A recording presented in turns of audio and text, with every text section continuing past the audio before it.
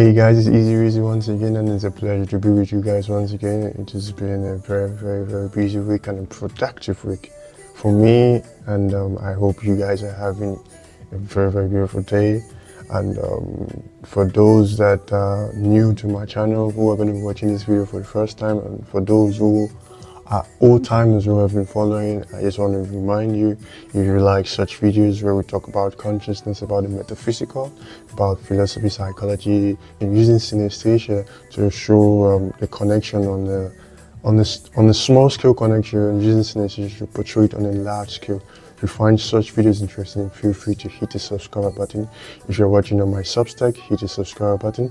If you're watching on my YouTube, hit the subscribe button. And it's a big shout out to each and every one of you, as I appreciate your time. I appreciate your kindness for taking your time to like, to comment, to restart, and to repost, and to give my words and my videos and my posts the opportunity to reach a larger audience and to attract more viewers. And today is going to be a continuation of the series that I started about a while back, where we talk about the self. And we talk about, from this series, we talk about the prison of the self. We talk about the body being light, being split into three. And today we are going to be talking about something new. And before I get into that, I like to always touch about the concept of God. Because the concept of God is something that has been debated, it has been talked about, it has been on the lips of humanity for aeons, and it has been something that we have always talked about. Wars have been fought over it, there have been so much arguments about it, there have been so much debates about it, different opinions and different understanding of the concept or the ideology or this entity we call God.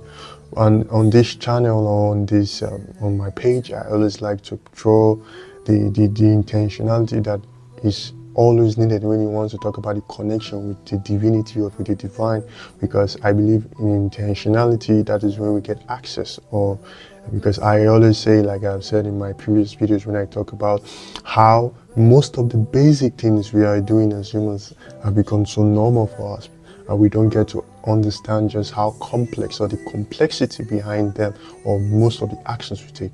I have talked about when we want to make your food, which is normal we do.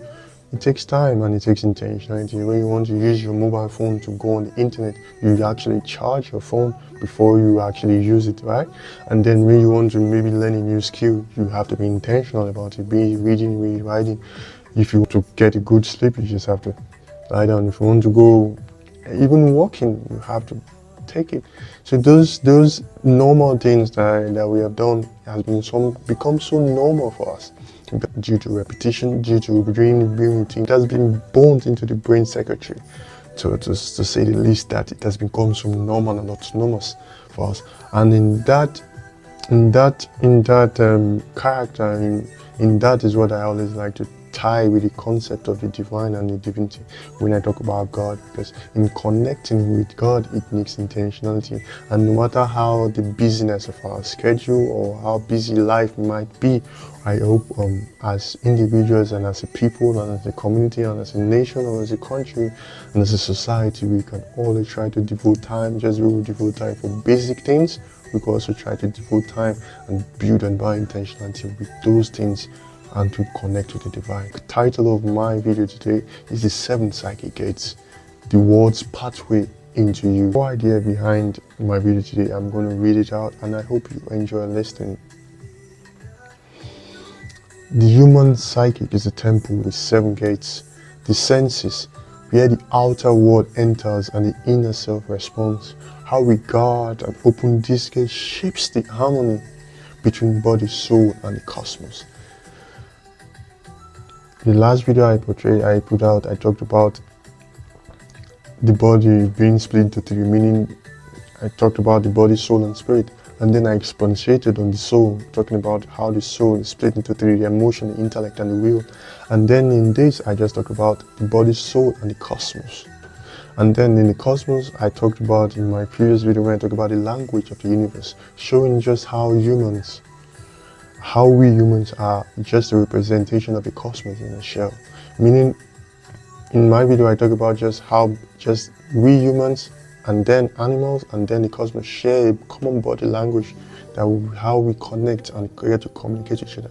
Because those they don't speak the way we speak, and we use words, but we share a different type of connection. And I portrayed it in my videos, which there's a link to all my previous videos in this post, so you can go, and I hope you enjoy listening to them, and feel free to share your thoughts and ideas with me as we all grow as a people and as a community. I always like to portray my ideas, my thought process. I like to share my ideas, my thought process, and in short poems, prose, write-ups, whatever you want to call it. And I hope you enjoy listening.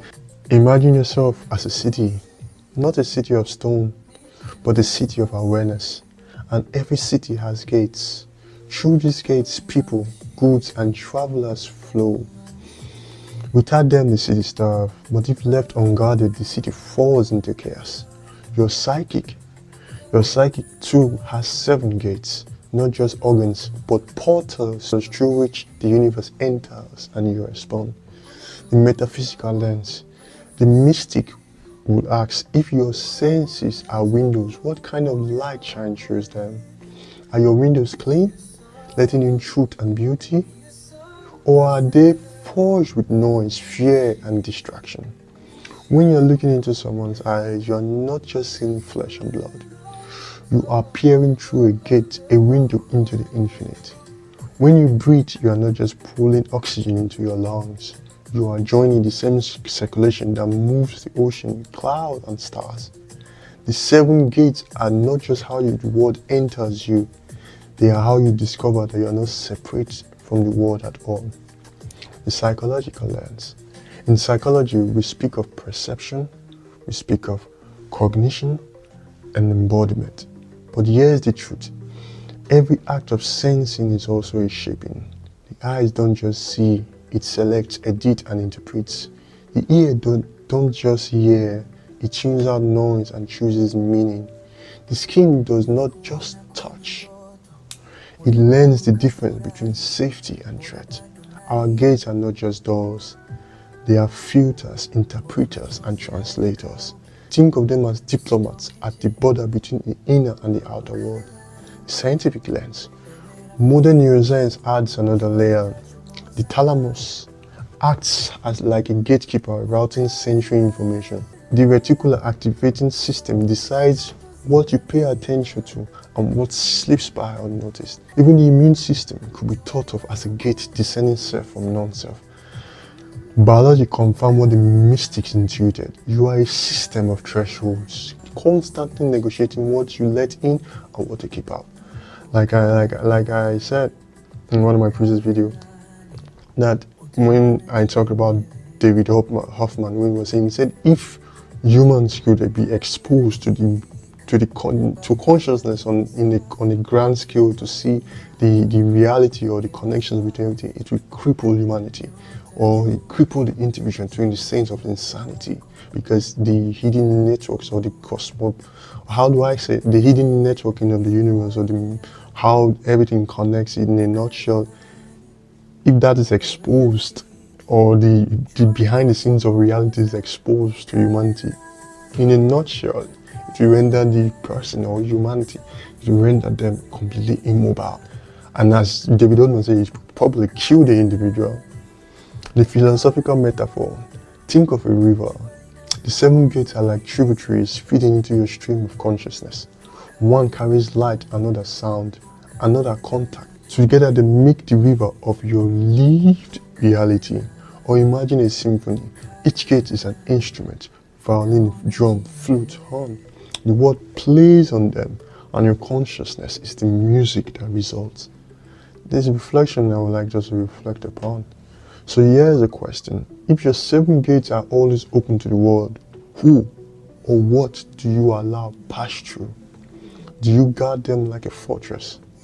Do you let them resonate like a harp? Do you filter them like a diplomat? Or do you leave them open to anything that comes?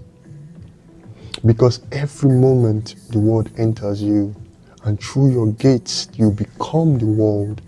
If the cosmos pours into you through invisible doors, what of your daily life? What do you see, hear, touch, taste, and breathe? Do you treat it as sacred? And that is the end of my short poem, my prose or write-up. And I hope you enjoy listening. And once again, it's a pleasure being with you guys. Once again, and what a way to end the week that you dropped this video. And I just want to say, if you find such topics interesting, and you have your opinions and you have your ideas, feel free to leave them in the comments, as we all learn from each other and grow, not just as a people, not just as a community, but as a nation, and as the human race. We get to understand more about ourselves and learn more about what we are, where we are, and who we are. And on that note, it's a pleasure to be with you guys once again in this easy once again. Until next time, bye for now.